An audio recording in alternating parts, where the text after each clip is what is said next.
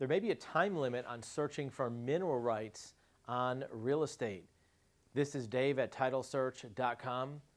Mineral rights on a real estate are basically a separate group of property rights that are below the surface for either minerals or oil and gas or any other type of subsurface value.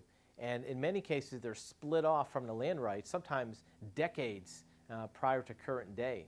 Sometimes even longer than that. We've seen some mineral rights that are back from the 1800s.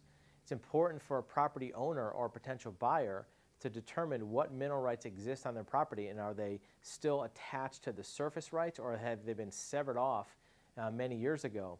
If they have been severed off, there may be a method for the surface owner to recapture those mineral rights, although there may be a time limit on it. If the user of the subsurface rights are not properly protecting those rights, they may be recaptured through a legal process called adverse possession, and you can get good advice from an attorney on that. But it's important to discover that early so that action can be taken before a period of time runs out, and it's different by different states and statutes and property types, to make sure you don't then lose those mineral rights once again.